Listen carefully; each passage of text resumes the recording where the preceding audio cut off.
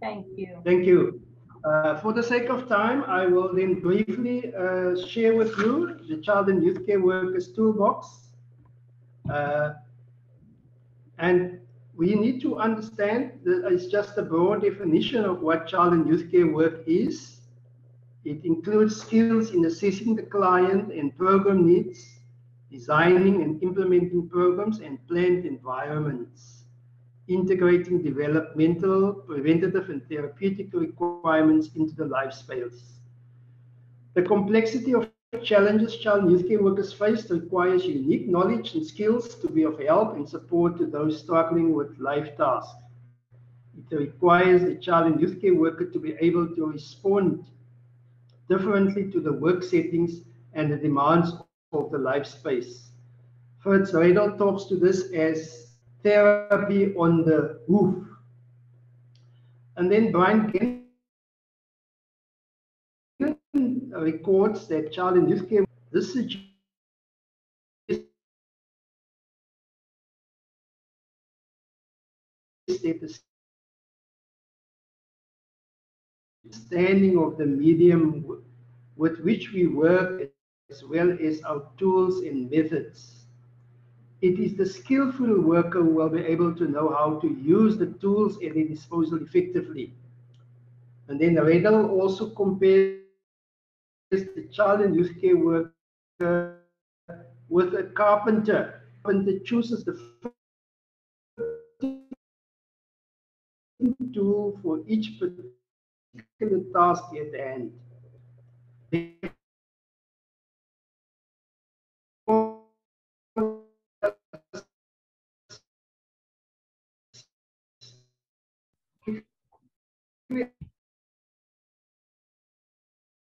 Unpack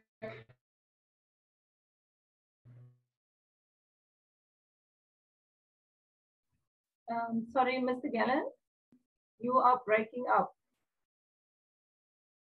I came there to work in my garden, and I told him, there's the lawnmower, you can cut the grass. Because this man is a gardener, I thought he knows about garden tools.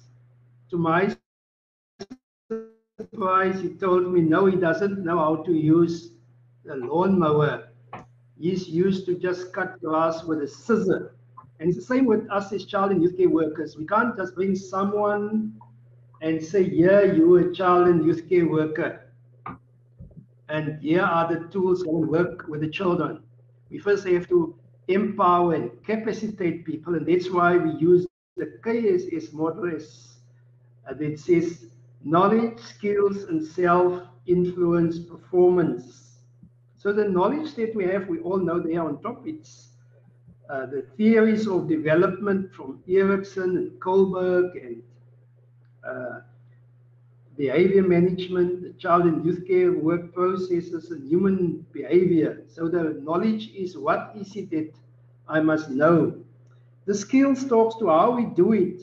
Do we have first aid skills? Can we do games and activities with children?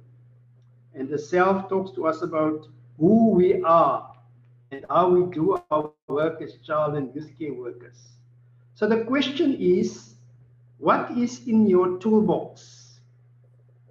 And as Fritz Redl talks about a carpenter, we know carpenters have a variety of tools that they would use. We can't say to you, this must be, or because every person is unique. You decide what you put in your toolbox. So I have made a list of some few interesting stuff that we should have in our toolbox. And the second today is not how we use it, what we do with the tools, but to recognize that know our tools and what tools we think. It's not in order of importance, but these are a list of some of the tools that we should know that should be in our toolbox. And you need to have the Children's Act of 2005 nearby, because we are child protection workers. We need to know, what does the law say? What are the best interests of children? Well, how do we report abuse, since it's mandatory for us to do it as well? What are the access A tool is there to aid and support you, so you need to know where your tools would be. Then, if we go down the list there's code of ethics, observation tools, generic admin tools. That's a document that was recently compiled by the Professional Board for Child and Youth Care Work, and it's been distributed to child and youth care workers by the South African Council of Social Service Professions, and it gives us all our generic administration tools. It is all the assessment tools, developmental assessment, risk assessment, family assessment.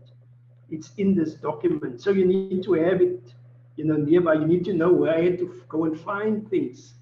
That is what the toolbox is all about. But the important tool is observation tools. And I had a challenge with my car early in this year. It was making a knocking sound. I took it there to the garage. The mechanic told me no, because I know they've got all the tools there to fix it. But he said, no, let's go on the road for a drive that we can listen and observe where's the problem. It's the same with child and youth care workers. Our observation tools is us. We should be sharp. We should listen. We should look.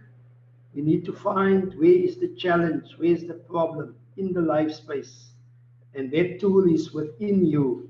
You need to know what to look for. And all people that are working with tools, they use observation. And what's interesting, I'm just standing a little bit a while with observation tools, because for me it's a very important tool. It guides us and it tells us that we're not alone. We ask the child, the parent, and whoever we work with, come, you also observe. What do you hear? What do you see? And how can we work together? The observation tools are very important. If we go down there, as I go down, you could see it. And then I just want to talk about the 40 influencing techniques of Fritz Redl, because that is a document that we need to know. There's 40 ways of managing behavior, working in the life space that it gives us. Proximity control, how to use humor. These are some of the things that comes out from Fritz Redl's 40 influencing techniques, because we cannot force behavior, we cannot change behavior and such, but we influence children and young people's behavior, and it gives us these 40 influencing techniques. That must be nearby you, that you can always go and refresh and reflect on it. The other tool that are important is modeling. We model who we are and we model what we do. And this is for me important to say to you as the child and youth care workers, what's in the toolbox is there to assist and aid us. But you are the first tool. That's where the issue of the self comes in, that talks to us about performance. So modeling who we are so that people can know what child and youth care workers do. Modeling or who we are in terms of what is our principles, what is our values, what is our ethics, what guides our work. Modeling what we do, others must be able to see the things that we do and how we react. And me and Francisco was just talking last night, and we talk about sometimes the clothing that we wear also has an influence on what we model for young people. A lot of child and youth care workers will tell young people, stop smoking. But around the corner, they light this cigarette, and then it's conflicting things for children. So you are also a tool, you're an instrument, you're a model, a role model. And that's an important tool for child and youth care work. Madam Chair, I'm just going to go into all of those ones there, but just the last one is to remind us, in your toolbox, you have to have books, you must have the journals, you must have magazines that talks about child and youth care, because It is there for your development. You can't stay behind in the field. You need to be upskilled, upgraded in what is important in terms of what we are and who we and what we do.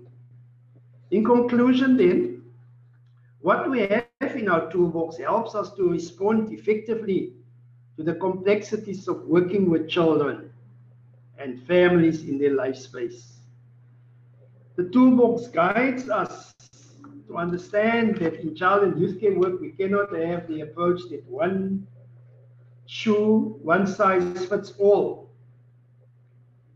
We need to take care of our tools to ensure that we stay competent in using tools and acquire new ones to meet the demands of our work. The skillful carpenter, the man that works with tools, after they've done their work, they clean their tools. They sharpen their tools, because you can't work with blunt tools. It must be sharpened. Sharpen the saw we talk about. And the toolbox teaches us that we need more than a hammer and a screwdriver in our interventions with children, youth, and families. The tools are only an aid. It supports our work. It's not a means to an end. I mean, it's a means to an end. It's there to help us and guide us. And then I just want to close with this quote from Gannon. He says, "But the craftsman knows all the tools and all the techniques, and child and youth care workers may take a leaf from the craftsman's book. It is training and experience which tells us when we can go for the broad strokes in our practice and when we need to work sensitively and carefully in finer detail." You can go and read that in the Child and Youth Care, volume 19, NO6. Child and Youth Care Workers' Success. I've got there social worker because there's more articles written on social workers, but if your toolbox is there to make your work successful and it's part of self-care. I thank you. Madam Chair, I'm giving the sharing back to you.